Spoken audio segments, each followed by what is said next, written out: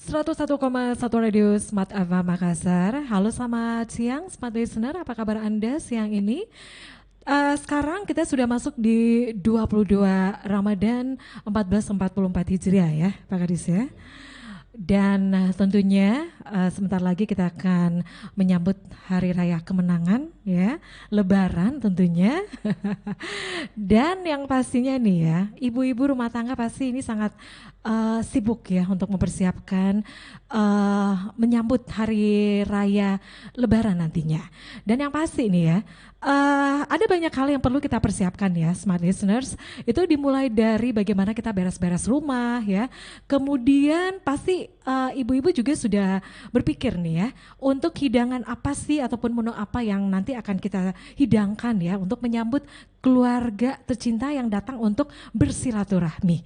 Dan yang pastinya nih, Smart Listener, kalau kita berbicara mengenai hidangan ataupun makanan ya, apalagi di waktu seperti ini, di Ramadan seperti saat ini, tentu ada banyak hal yang perlu kita menjadi prioritas ya.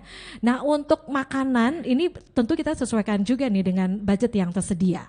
Dan yang pertanyaannya, tentu ada banyak menu yang bisa kita siapkan, tapi apakah bahan pangan yang ingin kita gunakan itu tersedia? Bagaimana dengan harganya? Nah, ini kita akan ngobrol ya bersama dengan tamu spesial saya yang saat ini sudah hadir di studio. Langsung saja kita sapa. Di sini kita sudah bersama dengan Bapak Mahyudin, Kepala Dinas Ketahanan Pangan Kota Makassar. Assalamualaikum warahmatullahi wabarakatuh, Pak Mahyudin. Iya. Nah, Smart Listener, untuk Pak Mahyudin ini tentu ini sangat familiar ya. Karena sering ya ini tampil di channel YouTube Smart FM Makassar. Dan untuk hari ini terima kasih Pak sudah kembali hadir ya di studio. Dan untuk hari ini kita membahas mengenai ketersediaan dan pengendalian harga pangan jelang Lebaran 2023. Nah, mungkin Pak Kadis bisa memberikan sedikit gambaran nih Pak untuk ketersediaan pangan di Kota Makassar pada saat Ramadan kemudian masuk di hari ke-22 Ramadan untuk saat ini. Silakan Pak Kadis. Assalamualaikum warahmatullahi wabarakatuh. Selamat siang para pendengar Smart FM. Perlu kami sampaikan bahwa kami dari Dinas Ketahanan Pangan Kota Makassar, alhamdulillah tadi sebelum kami hadir di sini, tadi pagi kami sempat sidak ke dua pasar tradisional dan satu pasar modern terkait ketersediaan dan harga yang ada di pasar menjelang hari raya Idul Fitri ini. Ya, ada beberapa hal yang kami pantau. Ya, yang pertama informasi yang kami dapat dari penjual, ya, khusus di pasar Terong, pembeli, ya, itu semangat orang untuk membeli itu mulai menurun. Ya, agak kurang katanya pembeli. Ya, agak kurang pembeli. Nah, mungkin karena THR belum cair. Ya, Itu sangkutannya ya, kayak gitu ya? ya mungkin karena faktor THR belum cair. Jadi Kan kalau yang swasta beda Pak Kadis sama yang negeri gitu ya. mungkin menunggu THR cair ya baru pasar agak ramai. Tetapi dari pantauan kami terhadap harga dan ketersediaan di kedua pasar ini dan satu pasar modern ada satu pasar modern di Bilangan Panakukang. Ya, itu dari segi ketersediaan alhamdulillah stoknya masih aman sampai menjelang hari raya Idul Fitri. Ya, memang ada beberapa dari kondisi pantauan kami kenaikan itu biasanya terjadi menjelang H-3 ya atau H-5 menjelang hari raya Idul Fitri ada kenaikan. Ya, seperti kami sempat berwawancara tadi beberapa pedagang, ya, pedagang harga telur sekarang peraknya itu sudah di kisaran 45 sampai 50 perak. Ya, terus dari harga daging sapi untuk kondisi masih normal antara 120 sampai 110 per kilo. Nah, kemungkinan ada kenaikan, bisa ada kenaikan untuk harga daging. Kisaran kenaikannya itu insya Allah tidak akan melebihi dari 140.000 per kilo, ya. Karena begitu permintaan naik, otomatis kan pasti harga ikut naik, ya. Dari harga cabai rawit, ya, cabai rawit ini memang harganya apa ya, gelombang, naik turun, Ki.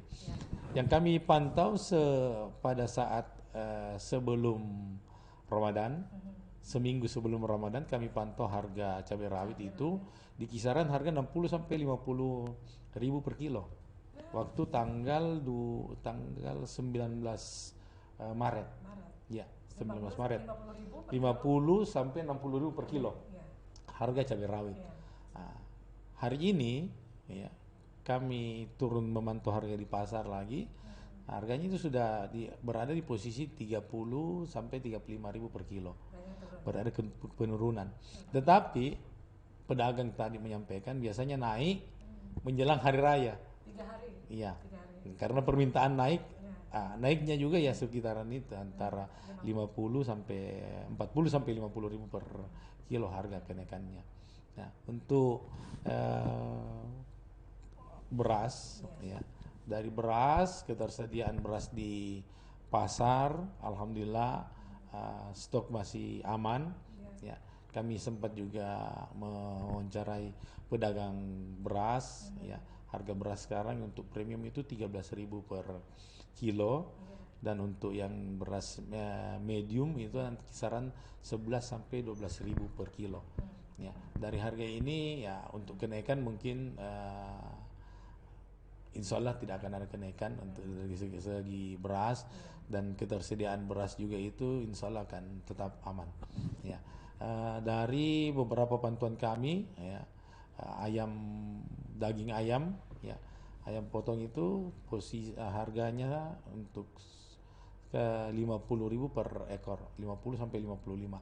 Ya, itu untuk harga ayam yang kisaran sekitar kurang lebih 2 kilo beratnya. Ya, itu yang ada di pasaran hasil pantauan kami. Itu pasti kenaikan itu akan tetap kemungkinan akan naik. Jadi sebenarnya dari kenaikan ini yang perlu kami himbau kepada Bapak Ibu para pendengar, para masyarakat, ya, khususnya ibu-ibu, kalau kita berbelanja yang seperlunya kita belanja, ya, jangan istilahnya panik buying. Ya, kenapa? Karena kalau semua orang membeli takut dengan akan kenaikan harga, terus dia membeli dengan alasan untuk membuat stok, ya, tentunya akan mempengaruhi pasar. Ya, karena begitu permintaan tinggi, permintaan naik, otomatis harga juga pasti akan naik. Ya, tapi kalau kita membeli sesuai dengan kebutuhan kita, ya, tentu akan harga di pasar itu akan bisa terkontrol. Ya, ya seperti itu. Okay. Jadi memang ya membeli sesuai kebutuhan. Iya. Jadi kalau yang Lombok tadi Pak Kadis naik turun. Berarti kalau yang suka pedis-pedis ini harus mensiasati ya. Iya. Dengan Lombok instan mungkin ya. Oke. Nah, tadi seperti diinformasikan ya Pak Kadis ada apa ya untuk beras ya, kemudian untuk bawang, kemudian untuk lombok, untuk cabai. Sebenarnya untuk bahan pangan ini itu memang diambilnya dari mana Pak Kadis? Di daerah mana? Ya. Kita ini kan daerah distribusi yang orang datang mendistribusikan ke Kota Makassar. Ya, seperti bawang itu tadi yang kami dapat informasi dari Endrekang, ya. Terus ada juga lombok itu dari Belawa. Terus ada juga lombok dari Jeneponto, ya. Ada juga lombok dari Endrekang, ya. Ini merupakan daerah penghasil, ya, penghasil. Kami juga mengharap bahwa daerah penghasil ini tentunya kan Makassar merupakan destinasi hasil bumi, yang mereka kebanyakan menjual di Kota Makassar. Nah, dengan adanya daerah-daerah penyangga ini, daerah-daerah yang memproduksi ini, tentunya ini mensupport dari ketersediaan kita yang ada di pasar, ya, ketersediaan. Nah, eh, kenapa juga kami turun memantau ketersediaan, ya, untuk bagaimana kami mengambil kebijakan seumpama ada komoditi yang memang ketersediaan di pasar itu kurang, ya kami bisa langsung intervensi dengan menghubungkan antara wilayah penghasil dengan distribusi yang ada di Kota Makassar untuk segera, ya, supaya daerah distribusi itu bisa cepat-cepat mengirimkan komoditas daerah konsumsi itu bisa mengirimkan hasil di Kota Makassar. Pak Kadis, kalau misalnya bawang ya, kalau bawang merah nih, katanya untuk di daerah tertentu itu agak beda katanya bawangnya, bawang merahnya. Nah sebenarnya untuk warga sendiri tuh lebih suka kualitas yang mana ini untuk bawang merah. Kemudian kentang. Nah kentang, ini kan kentang Kalosi katanya. Ini gimana nih Pak Kadis? Ya. Dari segi komoditas, memang wilayah penghasil komoditas itu bermacam-macam. Ya, khusus yang dari NREKAN itu merupakan salah satu penghasil bawang yang merupakan bawang yang berada di dataran tinggi. Nah, tetapi untuk daerah seperti Jeneponto, Takalar, Baru itu juga penghasil bawang untuk dataran rendah. Ya, masing-masing ada dari segi hasilnya, ya tentu bervariasi orang yang mau memanfaatkan. Tapi kalau namanya segi bawang merah dari kualitasnya hampir sama. Ya, mungkin besar dari hasilnya yang berbeda. Ya, mungkin yang untuk dataran rendah itu hasilnya komunitasnya nggak terlalu besar daripada dataran tinggi. Ya, begitu juga kentang, ya kentangnya kalau kentang kentang Kalosi kan Ibu-ibu pasti nanya, ini Kalosi ini. atau Saya tidak tahu kenapa ya orang pada suka dengan kentang Kalosi. ya mungkin karena faktor cuaca di sana dan kondisi lahan di sana yang memang bagus untuk ditanami. Iya. Tapi kalau secara tekstur mungkin pada saat dimasak lebih apa ini kalau yang kentang Kalosi? Mungkin lebih lebih bagus ya. Lebih bagus dimakannya mungkin. Apalagi kalau dengan ayam. Iya, benar-benar Pak Kadis. Oke, ya baik, kita masih bersama dengan Pak Mahyudin di sini ya, dan tentu Smart Listener, Anda yang ingin bertanya silakan ya untuk live chat kami di channel YouTube Smart FM Makassar.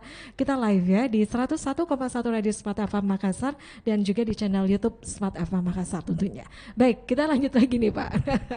Dari bawang, kemudian untuk untuk kentang ya, kentang Kalosi, ini masih menjadi primadona nih ya. Untuk ibu-ibu katanya yang suka masak-masak pada saat hidangan hari raya nanti kan biasanya untuk kari itu kan dicampur sama kentang Pak Kadis. Baik, kita masih lanjut lagi ya. Jadi itu ya pantauannya dari beberapa pangan itu masih tersedia ya. Alhamdulillah. Ya. Baik, kemudian Pak Kadis, kemudian ya kalau kita lihat nih cuaca saat ini, ya ini tidak menentu ya seperti saat ini. Kadang hujan, kadang panas. Nah sebenarnya untuk untuk mutu sendiri, untuk pangan sendiri itu berpengaruh tidak Pak Kadis untuk faktor cuaca? Faktor cuaca tentunya mempengaruhi mutu dari hasil komoditas. Iya. Contoh saja cabai, ya. Cabai itu kan tidak tanaman yang tidak perlu terlalu banyak kena hujan. Iya. Nah, kenapa kalau dia kena hujan itu biasa dia hamanya lebih banyak, terus pertumbuhannya dia juga menjadi kerdil, karena pertumbuhan kerdil tentunya buahnya juga keluar agak lama. Iya, buah keluar agak lama. Kalaupun dia sudah berbuah dan dalam kondisi hujan, hasil dari buahnya itu juga tidak maksimal. Ya, itu mempengaruhi juga dari segi cuaca. Nah, maka dari itu biasanya kalau musim hujan di musim hujan yang memang merupakan curah hujan yang tinggi, di situ posisi biasa harga cabai agak tinggi. Iya, harga cabai rawit itu agak tinggi. Ya, karena saya ingat saya pernah posisi harga cabai rawit itu mencapai 120.000 per kilo. Pernah di tahun 2018 nggak salah. Harga cabai itu 120.000 per kilo. Dan memang kondisi di situ curah hujan lebat. Ya, hampir semua wilayah di Sulawesi Selatan ya itu hujan waktu itu. Nah, tetapi ada juga tanaman yang memang membutuhkan intensitas hujan yang tinggi. Iya, ada. Nah, jadi kembali lagi dari bagaimana masyarakat atau petani yang berada di wilayah penghasil ini bisa melihat kondisi cuaca dan benih yang ditanam sesuai enggak dengan kondisi cuaca itu. Jadi disesuaikan ya? Ya, disesuaikan. Karena sekarang kan dengan teknologi yang ada, benih itu sudah petani itu sudah bisa tahu benih ini dipakai pada saat hujan, benih ini dipakai pada saat musim kemarau. Karena masing-masing benih ada tahan terhadap hujan, tetapi buahnya sedikit. Ada tahan terhadap tidak tahan hujan, tetapi kalau dia ditanam di musim kemarau buahnya banyak. Nah, ada juga yang buahnya banyak tetapi pedisnya sedikit. Ada juga buahnya besar, pedisnya banyak. Nah, begitu bermacam-macam. Jadi disesuaikan ya. Disesuaikan. Saya masih ingat itu Pak Kadis, kalau semuanya harga Lombok ya, itu saya beli itu dihitung ya Pak Kadis. Nah hitung, biasanya kan kalau pedagang itu biasa kalau kita beli langsung dia kasih begini, itu tidak, dia hitungnya per biji. Saking mahalnya itu. Jadi sebenarnya itu hal-hal yang seperti ini kita sebenarnya yang berada di wilayah perkotaan, kita harus sudah bisa mensikapi. Ya, kan pemerintah Kota Makassar sudah menerapkan dari awalnya menerapkan gerakan menanam cabai. Ya. Itu gimana Pak Kades? Itu tetap berjalan sampai sekarang. Ya. Jadi di beberapa wilayah di Kota Makassar yang masih menggalakkan gerakan menanam cabai ini masih berjalan sampai sekarang. Dia tidak membeli lagi. Dia tinggal memetik. Memetik. Kan memang tanaman itu ada batas umurnya, ya. Tetapi mereka sudah paham umur sekian nanti dia mati, saya perbaharui lagi. Nah, pembaruannya tumbuh lagi, panen lagi seperti itu. Tapi Pak Kadis kalau semuanya dari program dari pemerintah tadi ya, bagaimana pemenuhan untuk bahan pangan keluarga itu kan otomatis dari Pak Kadis sendiri itu di wilayah mana saja Pak yang memang seperti yang diinformasikan tadi itu masih berlangsung Pak untuk menanam kebutuhan pangan ini. Untuk kegiatan gerakan menanam kan kami sudah melaksanakan dari tahun kemarin melalui program lorong wisata. Masih lanjut lanjut di program lorong wisata, merupakan program prioritas dari pemerintah kota. Nah, perlu kami juga sampaikan bahwa di program lorong wisata ini pemerintah menginginkan masyarakat itu mandiri terhadap pangan. Mandiri terhadap pangan, bisa mengusahakan pangannya dengan cara membuat perkebunan menanam sendiri di halaman, memanfaatkan pekarangan, memanfaatkan pot-pot atau memanfaatkan polybag yang ada, pada tanam yang lebih simpel. Nah, ini kita mulai galakkan di lorong wisata. Dan kami sampaikan setiap lorong wisata itu harus ada kelompok pemanfaat untuk itu kelompok wanita tani, kelompok tani atau kelompok masyarakat yang ingin menanam. Nah, dari gerakan-gerakan ini mereka nantinya akan terbiasa menanam. Mereka terbiasa menanam awalnya tentunya untuk konsumsi pribadi. Nah, karena kedepannya pasti akan menjadi bukan lagi konsumsi pribadi. Akan menjadi pemasukan keluarga. Ini saya katakan kenapa saya bilang begini, karena ada kelompok yang berkembang, Ada beberapa kelompok yang berkembang. Kenapa bisa berkembang itu Pak Ya, Kadis? karena Bagaimana faktor dukungannya? mereka mau memanfaatkan ini program ini. Hmm. Ya. Mhm. Awalnya kami kasih bantuan berupa bibit, benih, Iya. media tanam, pupuk, komposnya, Iya. semua kami bagikan. Ada penyuluh yang membimbing. Nah, setelah itu mereka memanfaatkan hasilnya. Setelah memanfaatkan hasilnya berkelanjutan. Sebenarnya berkelanjutan ini yang diharapkan. Berkelanjutan. Setelah berkelanjutan mereka sudah mulai membibitkan lebih besar. Ada beberapa yang terjadi, ada beberapa kelompok yang berkembang. Contoh seperti yang berada di Teluk Baru. Mereka sudah mereka sudah aktif, ya. Mereka juga sudah menjual, ya. Selada mereka jual ke supermarket, ya. Selada mereka jual juga ke penjual burger yang ada di pinggir-pinggir jalan, ya. Mereka kerjasama, ya. Jadi begitu mereka menanam, orang sudah istilahnya, sudah pesan duluan nih. Lah nanti kalau panen ini saya yang beli nah. Iya. Karena sudah pesan dan harganya itu sekitar 30 sampai 35.000 per kilo. Ada juga kelompok wanita tani yang berada di Hartako Indah, dekat sini, ya, di Harta Dentata. Itu mereka menanam kangkung. Bukan punyanya binannya Pak Ibu Nurul Iya, kalau nggak salah. binaan Ibu Nurul. Iya. Nah, mereka menanam kangkung. Mereka memanfaatkan lahan tidur yang ada di sekitar rumah situ, sekitar rumah mereka, kecil, cuma sekitar 10 kali 15. Tetapi mereka membuat tempat setelah panen di sini, panen di sini, panen di sini, panen di sini, kembali lagi panen di sini. Mereka jadi ada siklus yang mereka buat. Dan panennya ini setiap hari dibeli oleh salah satu rumah makan. Iya. Salah satu rumah makan sudah langganan. Ya. Jadi sudah ada penadahnya, ada Pak. penadahnya, 15.000 mereka jualkan per kilo. Itu bisa berkembang begitu, Pak? Iya. Itu didampingi atau gimana, Pak? Awalnya kami mendampingi, awalnya kami memberi bantuan, memberi pembinaan, penyuluh tetap memberikan pembinaan kepada mereka. Ya. Setelah mereka paham, berkelanjutan. Malah mereka bukan cuma menanam satu varietas saja. Mereka kembangkan lagi, ada yang baru.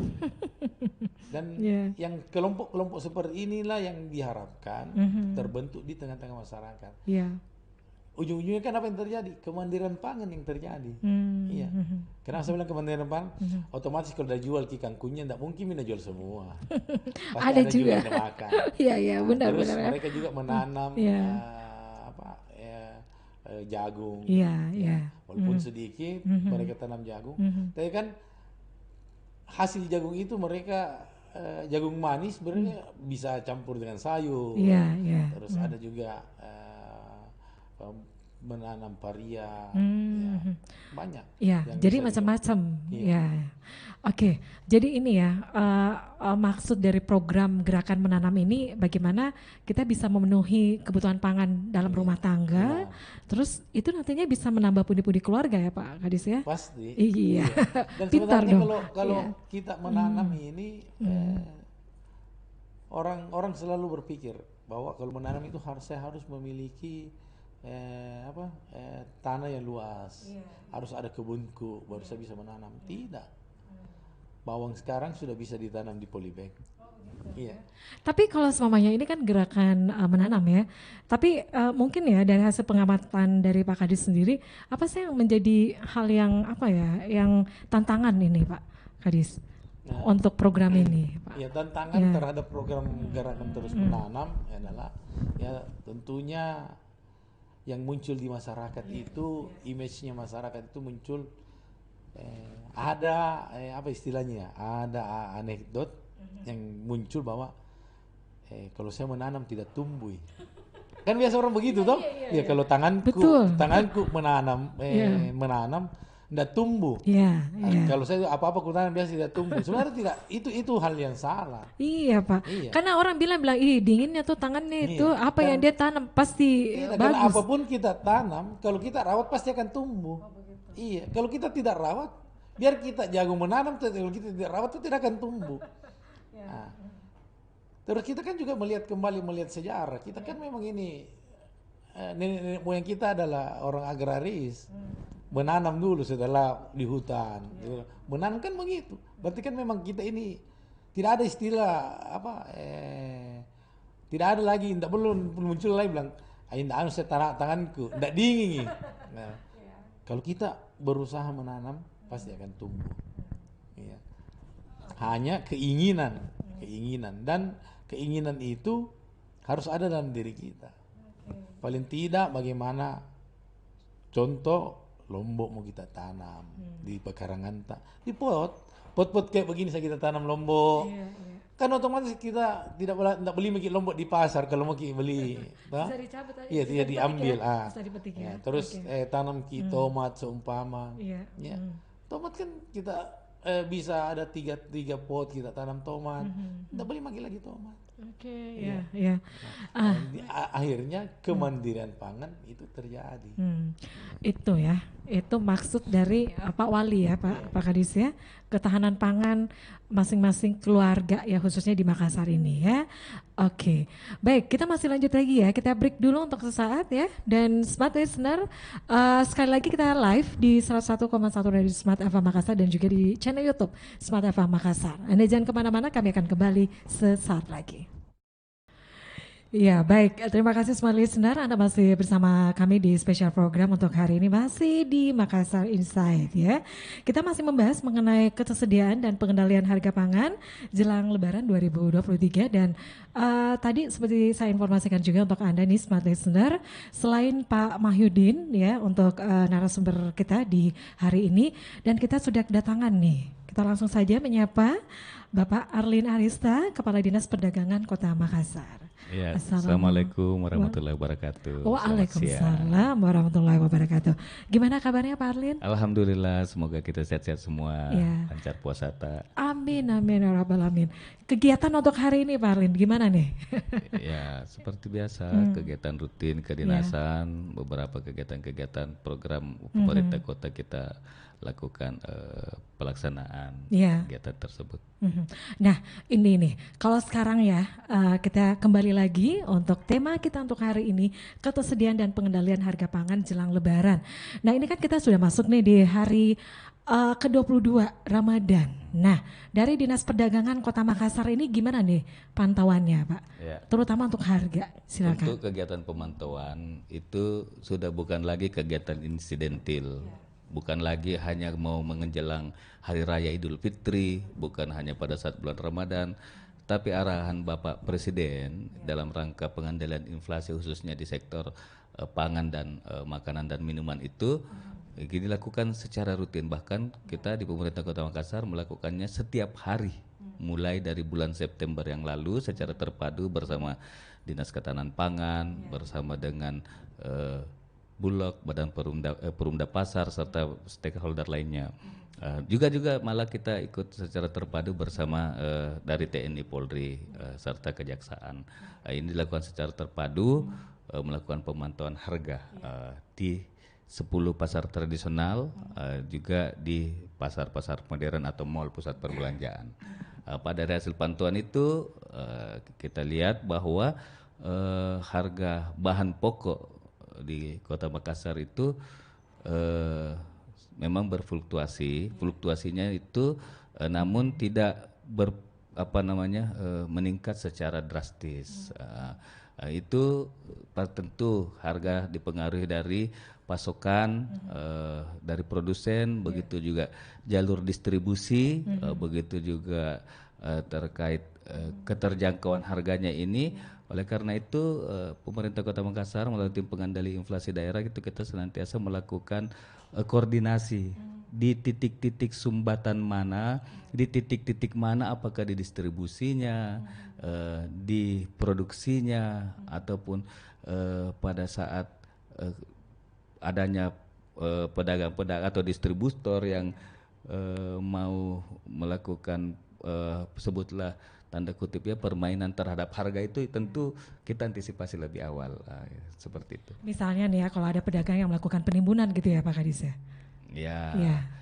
pada dasarnya pedagang itu mau juga melakukan penjualan terhadap barangnya.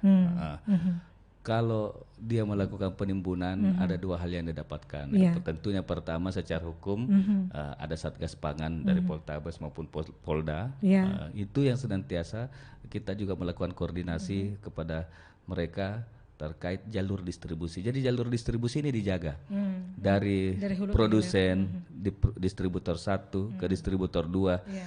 ke pengecer. Pengecernya bahkan kita tanyakan kenapa stok nggak ada.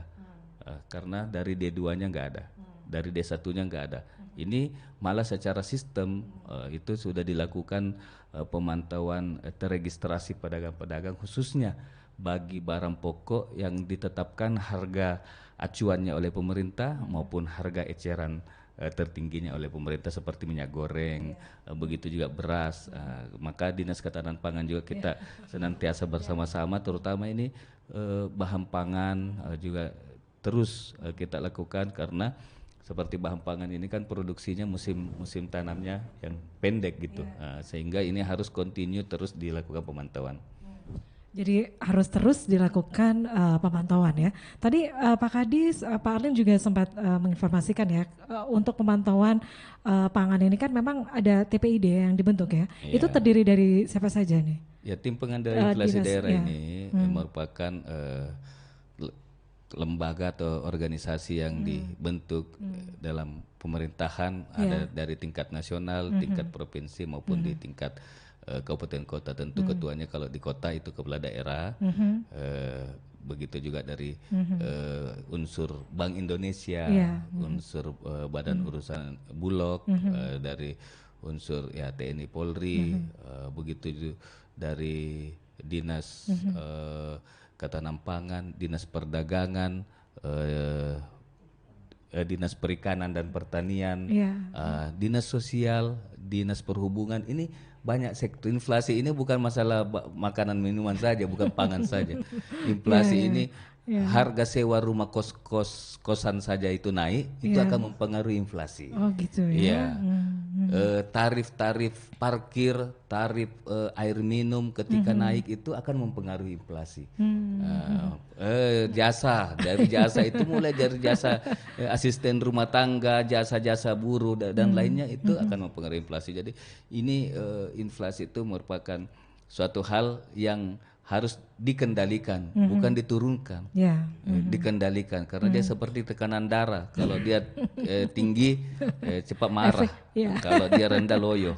Jadi harus dijaga kestabilannya. Efeknya luar biasa ya Pak Kadis ya. Baik, dari Pak Arlin saya izin lagi nih ke Pak Mahyudin. Pak Mahyudin untuk bisa menjaga stok ya pangan menjelang Lebaran nih. Dari program dari Dinas Ketahanan Pangan Kota Makassar sendiri apa saja nih yang sudah lakukan?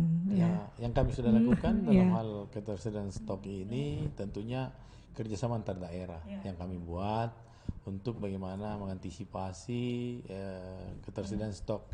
Kalau tiba-tiba stok kurang di pasaran, dengan adanya kerjasama antar daerah yang merupakan daerah penghasil, tentunya distribusinya akan cepat ke Kota Makassar, gitu. Yang kedua pemantauan harga juga seperti yang disampaikan oleh tadi Pak Kadis Disdak. Pemantauan harga ya itu setiap hari dipantau oleh tim untuk bagaimana melihat harga dan ketersediaan yang ada di pasar. Ya seperti itu. Oke, untuk pemantauan harga nih ya, untuk pasar-pasar sendiri, pasar-pasar di mana nih Pak yang menjadi apa ya untuk basisnya Pak? Pasar-pasar di mana saja Pak Itu kita ada 18 pasar.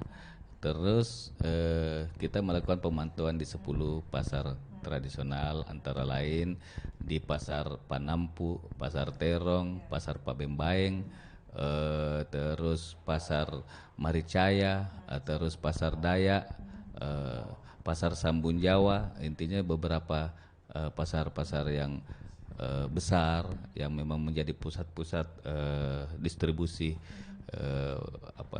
barang-barang itu di Kota Makassar kita lakukan pemantauan. Begitu juga di pusat perbelanjaan, ada beberapa pusat perbelanjaan yang besar retail yang kita lakukan pemantauan.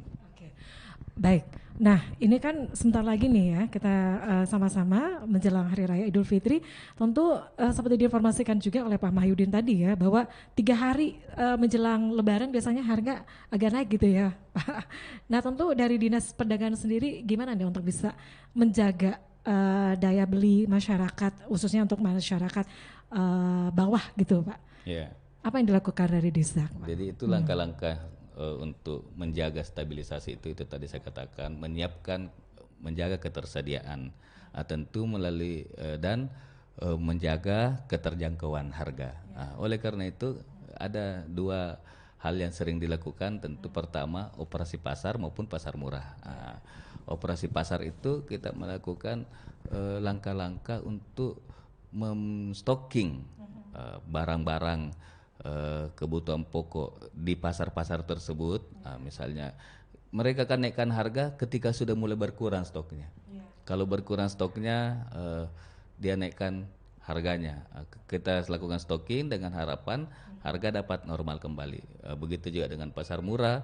Pasar murah ini kita melakukan distribusi sembako bahan pokok kepada warga masyarakat di secara merata di kelurahan, terutama bagi mereka yang rentan terhadap adanya dampak kenaikan harga ini. Jadi kita lakukan distribusi, lakukan pasar murah ini mulai besok kita lakukan untuk pemerintah Kota Makassar sampai tanggal 18 itu sebanyak 4.000 paket sembako ya yang akan disalurkan secara proporsional di semua kecamatan, itu dalam artian dibagi dari besaran jumlah penduduk. Kita tentu alokasinya lebih besar ke sana, kecamatan di sana. Itu secara proporsional kita lakukan distribusi. Oke, itu 4.000 paket ya? Ya. Ada persyaratannya, Pak Kadis? Ya, kita berharap ini sasaran itu warga setempat yang tadi kami sampaikan yang rentan terhadap kenaikan harga. Oleh karena itu kita meminta data kepada tiap kelurahan, melibatkan teman-teman di kecamatan dan kelurahan untuk memberikan usulan, daftar nama usulan calon penerima atau calon yang mau melakukan kegiatan pasar murah tersebut, menginformasikan, mensosialisasikan kepada mereka bahwa ada kegiatan pemerintah kota dalam rangka menjaga stabilitas harga. Kita menyalurkan kupon untuk mereka melakukan pembelian pada kegiatan tersebut. Iya, ini harus ditahu dulu nih di mana titik-titiknya nih. Karena stoknya ini terbatas. Maksudnya 4.000 dibagi 15 kecamatan, maka kita hanya satu titik di tiap kecamatan, yaitu di kantor camat, di sekitar kantor camat lah. Kami koordinasikan di Pak Camat di mana ada tempat space yang bisa luas, untuk lebih lapang untuk kita lakukan penjualan bahan pokok. Dari ini tempatnya juga kami langsung dari truk. Kami pemerintah kota punya truk smart truck inflasi, itu khusus dibuat untuk melakukan distribusi dan penyaluran bahan pokok langsung kepada masyarakat. Oke, itu yang dilakukan ya dari Dinas Perdagangan. Pak Mahyudin, ada masalah yang disampaikan Pak Mahyudin untuk stok pangan ini? Ya. Untuk stok pangan, ya tentunya kami juga selalu berkoordinasi dengan stakeholder terkait, Disdak, Bulog, terkait ketersediaan di pasar, untuk bagaimana kita sama-sama menjaga ketersediaan ini, ya sehingga berhari raya masyarakat tenang, senang, tidak ada hal-hal yang yang mengganggu. Tadi ya diinformasikan kalau semuanya ibu-ibu ini jangan panik buying gitu ya. Baik, kita masih punya waktu kurang lebih 5 menit lagi ke depan. Dari Pak Arlin, masih ada yang sampaikan Pak Arlin untuk himbauan juga kepada masyarakat nih menjelang hari raya nanti ya, khususnya untuk pemenuhan bahan pangan ini, harga juga nih, silakan. Tentu dalam rangka menghadapi Hari Besar Keagamaan Nasional HBKN dan juga dalam kegiatan-kegiatan lainnya, pemerintah itu senantiasa berupaya melakukan kegiatan stabilisasi harga bahan pokok dan ketersediaannya melalui langkah-langkah tadi, operasi pasar dan pasar murah dari Dinas Perdagangan itu kita senantiasa lakukan. Jadi masyarakat nggak perlu atau konsumen tidak perlu tadi disampaikan panik buying. Kalau hari ini butuh minyak gorengnya atau pekan ini butuh minyak gorengnya 1 liter, ya cukup beli 1 liter dulu. Nanti pekan depan kalau dari kenaikan harga saya kira kita juga melakukan pemantauan seperti disampaikan tadi. Terus jadi tidak panik buying. Kepada para pedagang tentu kita juga melakukan komunikasi efektif, melakukan pemantauan jalur distribusi. Jadi kalau ada mulai dari produsen ataupun distributor yang melakukan langkah-langkah yang melanggar hukum atau merugikan masyarakat, tentu ini menjadi pantauan Satgas Pangan Polda. Ini ada Satgas Pangan Polda yang selalu mendampingi kita kalau dengan Poltabes, kita senantiasa melakukan koordinasi dari titik-titik mana, berapa yang diproduksi oleh pabrik, berapa yang sampai masyarakat itu terpantau. Ada sistem informasi, begitu jadi minyak goreng ada sistem informasi untuk distribusinya.